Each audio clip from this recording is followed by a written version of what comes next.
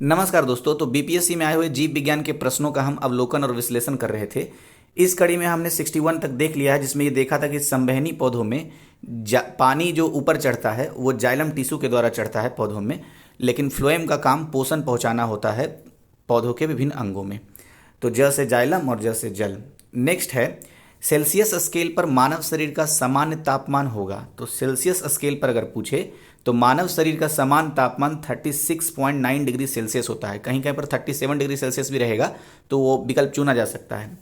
और अगर यही फ़ारेनहाइट में पूछे समान तापमान कितना होता है मानव शरीर का, तो 98.6 डिग्री फ़ारेनहाइट होता है। ठीक है, कहीं कहीं पर 98.4 डिग्री फ़ारेनहाइट भी होता है लिखा हुआ, तो जैसा कि व्याख्या में भी लिखा हुआ है। तो बस ध्यान रखना है दो फैक्ट, समान तापमान मानव शरीर का सेल्सियस में 37 के आसपास यानी 36.9 डिग्री सेल्सियस, और फ़ारेनहाइट में 98.6 डिग्री फ़ारेनहाइट। ठीक है।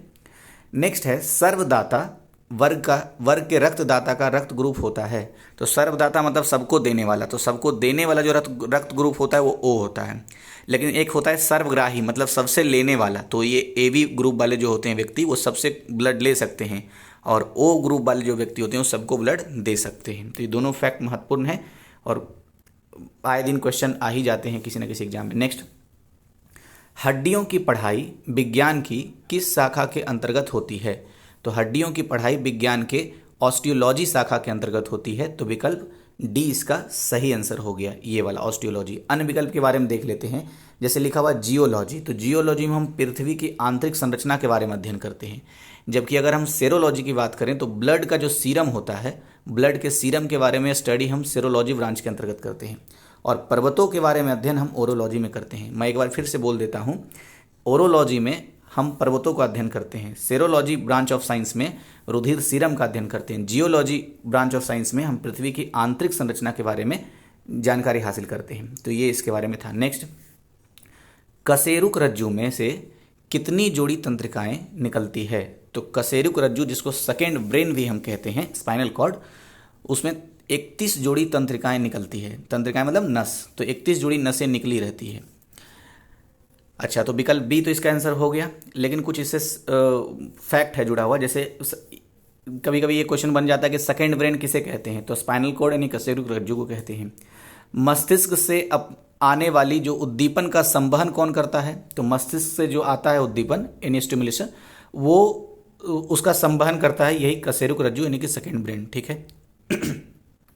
नेक्स्ट है, कभी कभी क्वेश्चन अभी आगे शायद मिलेगा या पीछे भी शायद आया हुआ है, प्रतिवर्ती क्रियाओं का नियंत्रण केंद्र कौन होता है। तो प्रतिवर्ती क्रियाओं का नियंत्रण केंद्र शरीर में भी स्पाइनल कॉर्ड यानी कि कशेरुक रज्जु ही होता है। ठीक है, ये सारी चीज़ें। अच्छा, एक क्वेश्चन मन में आ रहा है, हमने ये देखा कि कशेरुक रज्जु में जो सेकेंड ब्रेन है उसमें 31 जोड़ी तंत्रिकाएं होती हैं, 31 जोड़ी नसें होती है। तो फिर ब्रेन में कितनी नसें होती है। ब्रेन में 12 नसें होती है, तो ध्यान रखना है। नेक्स्ट, मनुष्य के जीवन काल में कितने दांत 2 बार विकसित होते हैं। तो मनुष्य के जीवन काल में 20 दांत जो होता है वो 2 बार विकसित होता है, जबकि 12 दांत जो होते हैं वो सिर्फ और सिर्फ एक बार ही विकसित होते हैं। तो दोनों फैक्ट याद रखना है। 20 दांत यानी 20 टीथ जो होते हैं वो 2 बार 2 टाइम्स मिलेगा जीवन में, और 12 दांत जो है वो एक ही बार जीवन में मिलता है। व्याख्या में भी वही लिखा हुआ है, मैं पढ़ देता हूँ फिर से, शॉर्ट रिवीजन हो जाएगा। मनुष्य के जीवन काल में 20 दांत 2 बार विकसित होते हैं और 12 दांत केवल एक बार विकसित होती हैं। तो बस इतनी ही बात ही। नेक्स्ट है, मनुष्य की खोपड़ी में कितनी अस्थियां होती है। तो मनुष्य की खोपड़ी में 28 अस्थियां होती है। अस्थियां मतलब हड्डियां। तो ध्यान रखना है, मनुष्य की खोपड़ी में 28 हड्डियां होती है, और अभी हमने बात किया कि 20 दांत, 32 में से 20 दांत जो होता है वो 2 बार मिलता है, जबकि 12 दांत एक ही बार मिलता है। ठीक है, ये हमने देखा था। और इसमें एक फैक्ट और आ गया, क्या डिजिट फैक्ट है ये, कि मनुष्य की खोपड़ी में 28 यानी 28 अस्थियां यानी 28 बोन होती है। अच्छा, एक वयस्क मानव कंकाल में औसतन कितनी हड्डियां पाई जाती है। तो 206 हड्डियां पाई जाती है। ठीक है, ये भी एक फैक्ट है। अब थोड़ा थोड़ा देख लेते हैं इससे जुड़ा हुआ, क्योंकि क्वेश्चन प्रत्येक पॉइंट से बनता है। जैसे कपाल में कितनी अस्थियां होती हैं यानी हड्डियां, तो कपाल में 8 हड्डियां होती है। उसी तरीके से अगर मुख यानी मुंह की बात करें तो टोटल 14 हड्डियां होती है। कंठिका की बात करें तो कुल मिला के 1 हड्डी होती है, और कान में कुल मिला के 6 हड्डी होती है। तो कान वाला तो याद रखिएगा 6 हड्डी होती है। कपाल वाला 6 से 2 8 हड्डी होती है, और मुंह में 14 हड्डी होती है। यानी कि कपाल और कान जितना मिला के, दोनों मिला के होता है उतना अकेले मुंह में होता है। 8 6 14 हुआ, उसी तरीके से 14 सिर्फ मुंह में हो जाता है। और कंठिका में 1 हड्डी होती है। ठीक है, तो ये बातें याद रखनी है। जबकि अभी हमने जो क्वेश्चन में पढ़ा था वो क्या पढ़ा था कि मानव कंकाल में तो कुल औसतन 206 हड्डी होती ही है, लेकिन खोपड़ी में 28 हड्डी होती है। नेक्स्ट, जब भी आएगा हड्डी वाला मैं दोहराता रहूँगा बार बार। तो मनुष्य के शरीर में पैर की हड्डी, तो पैर की हड्डी खोखली होती है। मनुष्य के शरीर में जो पैर की हड्डी होती है वो क्या होती है? खोखली होती है। तो विकल्प ए इसका सही आंसर हो गया। वही बात व्याख्या में लिखा, मनुष्य के शरीर में पैर की हड्डी खोखली होती है। हड्डी के बारे में अभी हमने पढ़ा कि एक वयस्क मनुष्य में कुल मिला के 206 हड्डियाँ होती है। और अगर पार्ट वाइज बांटें तो खोपड़ी में 28 हड्डी होती है, जबकि कपाल में 8 हड्डी और कान में 6 हड्डी होती है। और कपाल और कान जितना मिला के होता है, अकेले मुंह में उतना हड्डी होता है, यानी 14 हड्डी होता है। और कंठिका में 1 हड्डी होती है।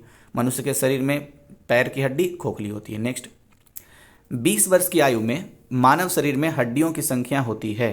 तो 20 वर्ष की आयु में मानव शरीर में हड्डियों की संख्या अभी हमने देखा था, 20 वर्ष में वयस्क हो जाता है आदमी। तो वयस्क मानव शरीर में कितनी हड्डियाँ होती है? 206 होती है। तो इसलिए इसमें कहीं 206 नहीं लिखा हुआ है, इसलिए इसका आंसर क्या हो जाएगा? विकल्प डी, उपरोक्त में से कोई नहीं। ठीक है, अच्छा, फिर अभी हमने देखा था मुंह में कितनी हड्डी होती है? 14। और फिर हमने क्या एक चीज़ देखा था, खोपड़ी में कितनी हड्डियाँ होती है? 28 होती है। और मुंह में जो 14 होता है वो कान का 6 और फिर कपाल का 8, ये दोनों को मिलाकर के अकेले मुंह में होता है। ठीक है, तो कान का 6 ये भी याद रखना है, कंठिका में 1 हड्डी होती है। नेक्स्ट देखते हैं। अच्छा, व्याख्या में क्या लिखा हुआ है? 20 वर्ष के मानव में हड्डियों की संख्या 206 होती है, जो मुख्यतः 2 भागों में बटी होती है, अक्षीय कंकाल और उपांगीय कंकाल। नेक्स्ट है, निम्नलिखित में से कौन सा मनुष्य में अवशेषी अंग नहीं है? तो अवशेषी अंग कौन सा नहीं है? तो इसका सही जो आंसर है विकल्प सी, सामने वाले चपटे दांत जो होते हैं, यानी कि कृतंक, यानी इंसीजर जिसको कहते हैं अंग्रेजी में, कृंतक। तो ये जो होते हैं क्या होते हैं? अवशेषी अंग नहीं है। तो फिर अवशेषी अंग है कौन कौन सा?